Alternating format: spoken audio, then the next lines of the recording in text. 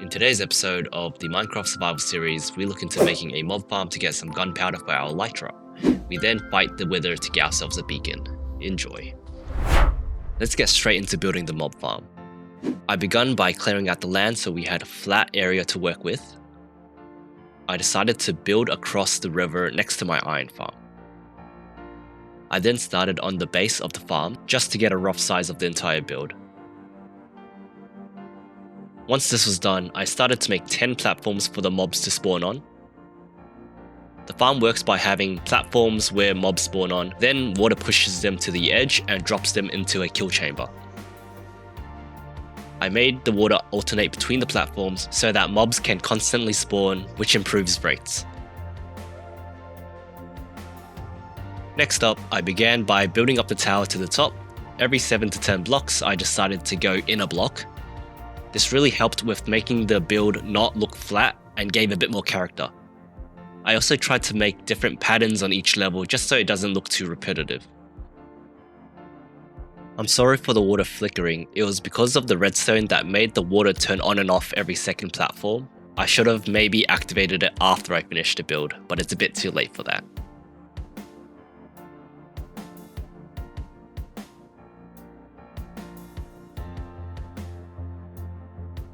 Once I reached what I thought was a good height, I started on closing up the top with a spherical roof.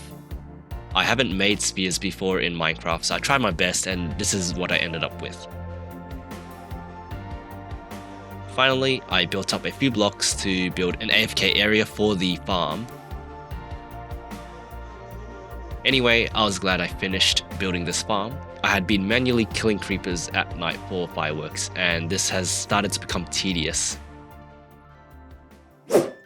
Now that I've built up the mob farm, I'm actually not too sure about the location I built it in.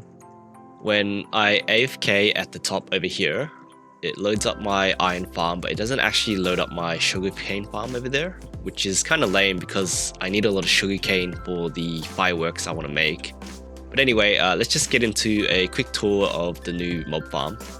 So the mobs fall from above over here into the campfires, as you can see, kind of peeking out above over there. The drops then get picked up by the hoppers and get sorted into these hopper filters here, as you can see. And they get sorted into these chests over here. Any unfiltered items then get put into these chests at the end over here.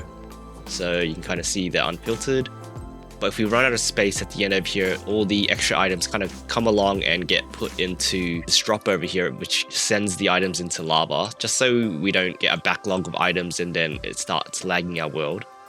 But yeah, either way, I AFK'd for a couple hours since I finished the build, and we've gotten quite a fair bit of mob drops here.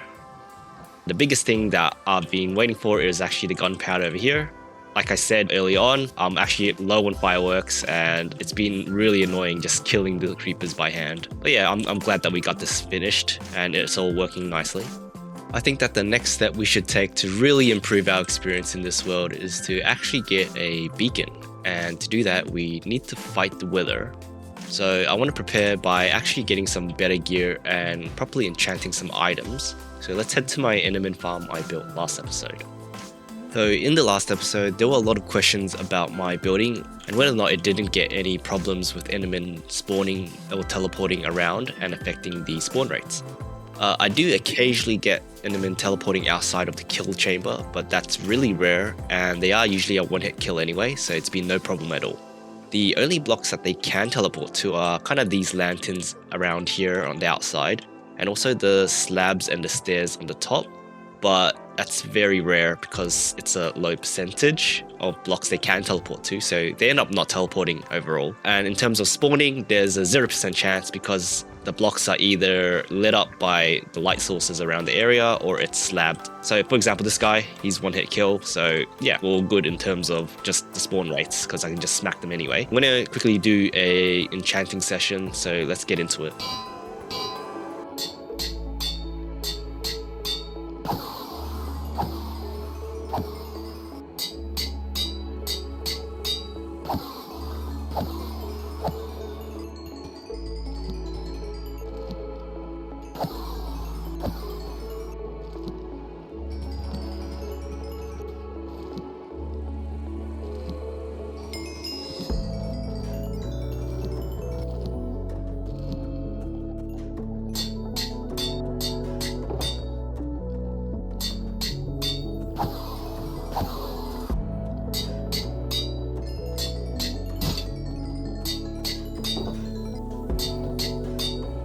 After a few hours of horrible enchants, I was able to get a bunch of backup gear and tools, like over here, as you can see, and also a bunch of extra armor. I also got a few unbreaking books, which is going to be really great to put on my extra elytras over here, but the issue is I don't have enough mending right now, so we're going to have to probably save that for another time. I also ended up renaming all my shulker boxes over in here, in my ender chest, just so it's more clean and sorted out. And yes, this is how I spell armor. I'm Australian, so good day, mate. I think it's time to start heading to the nether and grab some wither skulls.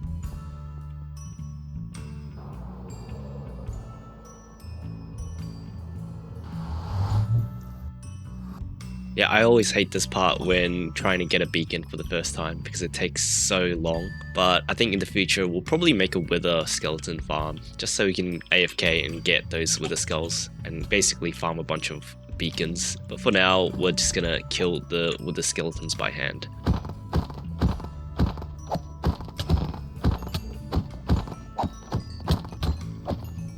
That's one.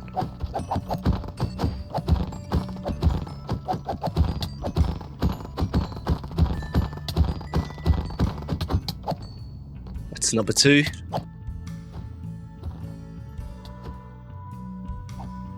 That's three. Okay, that's perfect. That took roughly 45 minutes, which is alright, but obviously having a proper wither skeleton farm will be better, get better rates there. But that's for another day because that type of farm takes a long time to make because you have to slab up everything or at least dig out the whole area just so you have optimal spawn rates. Anyway, let's head back and see what we should do next. So what I think we should do next is to actually make some potions just in case we have a bit of trouble fighting the wither. I haven't actually fought the wither in a while, at least legitly, because I usually use the trick where you can put it underneath the end portal and then its head gets stuck and it can't move at all. But I think for this first fight, we'll keep it a bit more legit and actually fight it on the ground. So what I think we should do is probably make a few regeneration potions and also some swiftness potions maybe. And also maybe some strength potions, which I think you just need blaze powder for. Slap them right here. Fill up the bottles with water outside here. So we'll make some mundane potions. Okay, need more blaze powder. I'll probably make a few more brewing stands here. Slap these guys in here. Now we got awkward potions we can put in. Let's make strength for this one. And we'll also make swiftness and then regeneration here. I think for all of these we'll just make them strength 2, swiftness 2, and regeneration 2. Hopefully we won't be fighting for too long, but either way we'll have 3 of each potion so we can just strength them as we lose the effects. There we go. So strength 2, swiftness 2, and regeneration 2, all done. Okay, I think we are set. We do have infinity on our bow and we have a strong bow. We definitely won't be fighting around here. We fly a little bit away, probably in this direction. Okay, this rocky area looks like a promising place to probably fight the wither. I don't think I would mind if it gets a bit destroyed. So yeah, I think we'll settle down here. Hopefully there's enough room though. Alright, I'll do this. And we'll probably, what I'll do is I'll equip my shield and then I'll put a bed down actually, just so we can respawn around here if we do die. I think this is a good spot and I'll start spawn there. Hopefully I remember that bed over there and then we'll go like so. Okay, this might be a bit nervous here. I remember last time I fought with some of my friends, we all died and the wither ended up running around, which was not good for our world. Alright, I'm drinking. So swiftness. Probably won't drink regen yet. We'll do strength. And then, okay, we'll do it now.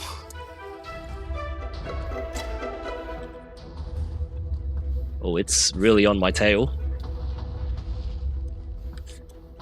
Okay.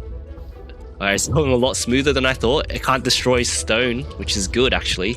Lucky I picked the spot. It's very loud. I should have probably turned it down on my end. Oh, okay. I can probably smack in my sword. It's on the ground now. Oh, I'm a bit low.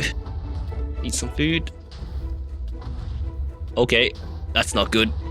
I need regen. I'm 4 hearts. Okay. Okay, I think we're safe here. Nope, we're not safe.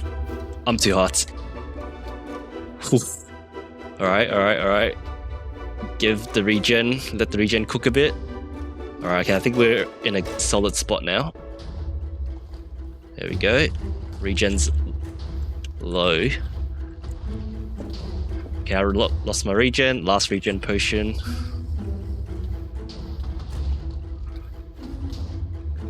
Okay, we did it. We got the nether star. Alright, we used up all our regen potions. Thank God I made regen 2 potions, because I don't think I could have survived that without those. Yeah, that went a lot more smoother than I thought. Let's head back and make our beacon, actually. It's always so cool when I fly towards my base. You can kind of see it loading in. It's going to hopefully look a lot better in the future, though, once we get a few more buildings in. We are back at our base, so let's quickly grab some of that obsidian. Yep. And some glass.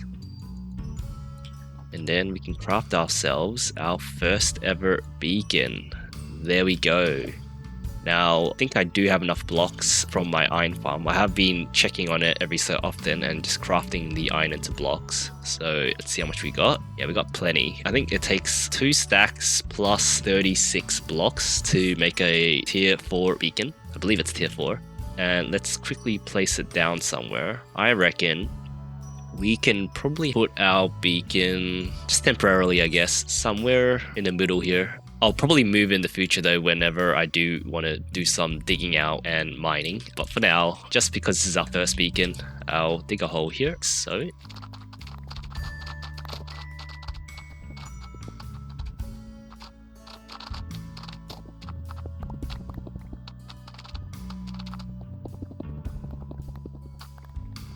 go, and I'll start putting in some of the blocks. It should be 4 layers for the tier 4.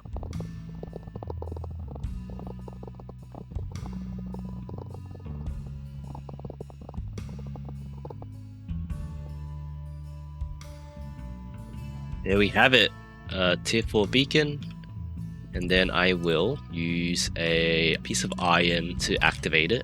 What I'm thinking is for now, we'll probably have regen and resistance, just for now, because we're near our base and I don't want to die around it.